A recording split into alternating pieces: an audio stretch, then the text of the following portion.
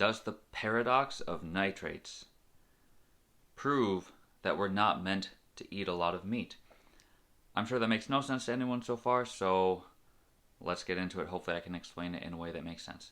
Hello everyone, I'm Tom Zanton, and today I'm going to talk about nitrates, something you most likely have only heard of in one of two contexts.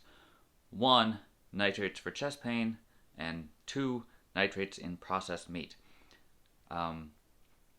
So nitrates for chest pain, it's if you are having trouble walking across the room, your chest hurts, or you're having trouble breathing, you have heart disease, people will give you nitrates, and all of a sudden, you can breathe better, you can walk across the room with no chest pain. Why? Because the nitrates convert to nitric oxide, which dilates your blood vessels, opens them up, and all the nutrients in your blood and the oxygen in your blood can get to the places that need it. So that's nitrates for chest pain. As for nitrates in processed meat, nitrates in processed meat are shown to be unhealthy for you. They cause oxidative damage. They can cause cancer, or are suspected to cause cancer. So why is there this disparity? And actually, the nitrates for chest pain, it goes a little bit farther than that. It's not just if you have heart disease, then taking some nitrates will help. If you're, athletes might know about nitric oxide because they might supplement with beets or beet juice, or nitric oxide supplements, because they can make you run faster. They can make you think more clearly. They can make you hold your breath longer. One study showed they gave nitrates to people who were older, and they asked them to do leg presses, I think, and they were able to do so many more reps on the leg press. They were so much stronger that the researchers, I don't know the exact quote, but the researchers basically said that a single dose of nitrate supplementation effectively reversed decades worth of muscle aging. So my question is, did the muscles really change that much, or was it the fact that they weren't getting the nutrients they needed from their blood vessels because the blood vessels weren't dilated as well as they should have been? So having enough nitrates in your body seems to be a really healthy thing. It improves your thinking, it improves your exercise capacity, and I guess to me, those two things cover pretty much all of the important things you want to do in your life. How many important things can you think of that you do each day that have nothing to do with how clearly you can think or how long you can keep pushing your body? Probably not a lot of things that you care about are unrelated to either thinking or moving. So having excellent blood flow and artery function should help you with everything you want to do each day, and having more nitrates will help you improve your blood flow in order to make that happen. But like I said, there's the other side of it where nitrates are shown to cause cancer and cause oxidative damage. So how do we reconcile these two things? So first of all, where do nitrates come from? Most nitrates that people eat, or the best source of nitrates, would be things like leafy greens. But people don't eat a lot of greens. In fact, humans generally, we're not like chimps, we're not like gorillas. We can eat greens. I'm not saying that we don't eat any greens, but we're very clearly not made to center our diets around greens the way gorillas are. Gorillas have massive masseter muscles, chewing muscles that attach to the tops of their heads, because they apply so much force each and every day, chewing leaves and some tough fruits. And we're not like that, and we don't have guts like them either. But we are still meant, it does seem like we're made to get these nitrates, and they seem to be healthy for us. So where's another place that we could have gotten a lot of nitrates? And I think that the answer could be from burned habitats, root vegetables in burned habitats. If you have a wildfire, a lot of the minerals in the soil are increased, and that includes nitrates. Nitrates in the soil are increased, and then those are taken up by the root vegetables.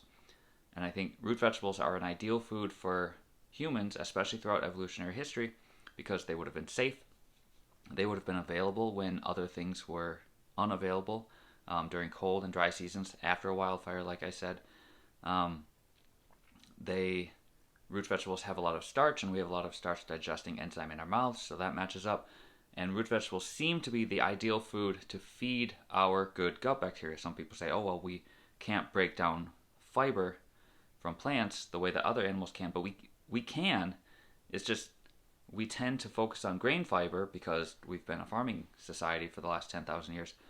But I think we're actually made to break down root vegetable fiber. So, root vegetables in burnt habitats probably would have had a good source of nitrates. And for what it's worth, having the right gut bacteria fed by the root vegetables, the right gut bacteria helps actually synergize with the nitrates to release even more nitric oxide. But the reason why I think that this whole thing kind of hinges on not eating a lot of meat is that when you have a lot of meat in the diet with nitrates at the same time, then those nitrates can turn into dangerous compounds like nitrosamines and nitrosamides.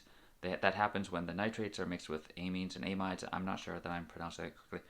That happens when the nitrates are mixed with things that are found in animal foods. And that doesn't happen when you have enough of certain antioxidants like vitamin C. But if you're centering your diet around meat and then getting even just a few vegetables with nitrates, then it can form a dangerous toxin for you. And if you're centering your diet just around meat that you would find naturally, hunt for, scavenge for, then it probably doesn't have a lot of nitrates, which seems weird when we get so many benefits from nitrates. So to me, it just doesn't make sense to say that we're either made to eat mostly meat or all meat. And if we ate mostly meat, like the nitrates from the plants would actually be worse for us once we had added the meat to it. But if you had a diet mostly full of plants, especially root vegetables grown in burnt habitats with the right gut bacteria, you would be getting a lot of nitrates. You would be getting the compounds made from your gut bacteria that synergized with the nitrates to produce even more nitric oxide. The root vegetables and other vegetables you were eating would also have a lot of antioxidants that would prevent the oxidative damage, help prevent the nitrates from turning into nitrosamines and nitrosamides, and make sure that they were converted into nitric oxide instead. So to me, this is the most logical explanation for how nitrates can both be ridiculously healthy for you, capable of seemingly functionally reversing decades worth of muscle aging, but at the same time also causing cancer. The answer is that in a different context, they do different things. In the context of a healthy plant-based diet centered around root vegetables with the right gut bacteria, then getting a lot of nitrates is exactly what you want. You would be at your best all the time, having awesome blood flow, getting a lot of blood to your brain, to your muscles. And on the flip side, nitrates, in the context of eating mostly animal foods, it seems like it would be unhealthy. So, if you have any questions or comments, please let me know. I know that was a really quick run through, but I wanted to put this out there because I think it's a really fascinating topic, how nitrates seem to be both really healthy and really unhealthy at the same time. So, like I said, if you have any comments, please leave them below. Please be sure to like and subscribe if you like this video. And as always, remember to eat your root vegetables. Thank you.